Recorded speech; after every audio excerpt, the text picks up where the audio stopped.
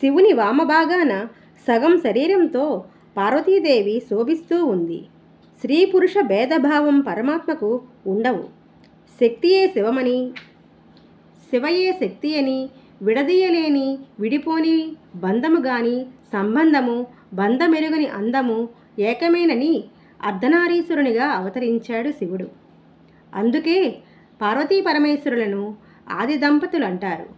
దంపతులందరూ ఒకరు గొప్ప మరొకరు తక్కువ అను భేదభావానికి చోటు ఇవ్వక శివపార్వతుల వలె ఒకే దేహంగా ఒకే మనసుగా తరించాలనేదే దీని వెనుక దాగియున్న సత్యం.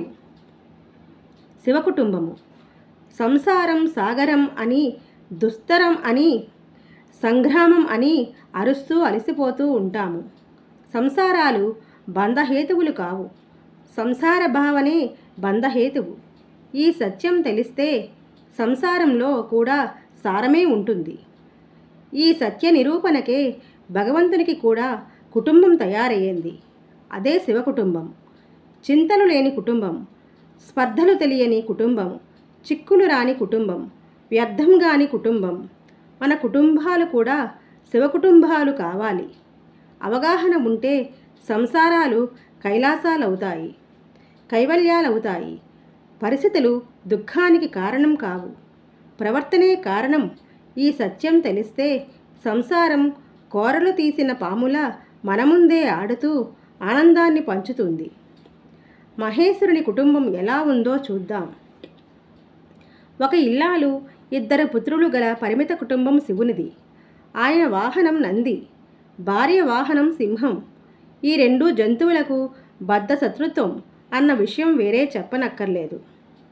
ఒక కుమారుడు వాహనం మూషికం, మరొక కుమారుడి వాహనం మయూరం. తండ్రి మెడలో ఆభరణం సర్పం. వీటిలో ఒకటి మరొకటితో సరిపడా ఉండవు కదా. కుటుంబమంతా ఒకే చోటికి ప్రయాణమైనా అందరూ ఒకే కాలంలో చేరలేరు. ఎవరి గమనం వారిదే, వారి వారి వాహనాలు అలాంటివి. మరి ఇది శివకుటుంబం.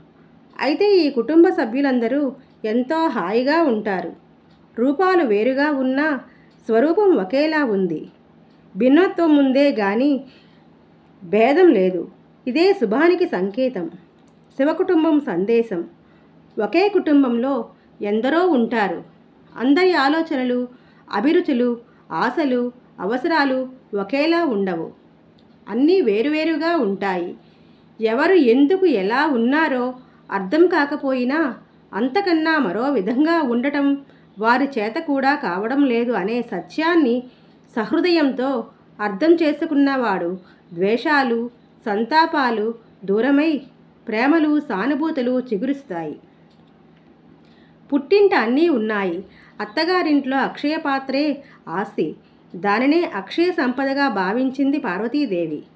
అత్తగారింట్లో ఏమీ లేకున్నా ఆత్మీయతను, ప్రేమను పంచే భర్త ఉన్నాడు అనే భావన ఆమె ఆనందానికి మూలము. ఏదో కావాలని శివుడు ఆరాటపడలేదు. ఉన్నదానితో తృప్తి చెందాడు. మనం ఎప్పుడూ అది లేదు, ఇది లేదు అని అలమటిస్తూనే ఉంటాము. ఇక శాంతి ఎక్కడా, సుఖం ఎక్కడా? ఉన్న వాటితో సర్దుకుపోయే స్థితియే సుఖ సంతోషాలకు కారణము అన్న సందేశమే శివకుటుంబం మనకిచ్చేది.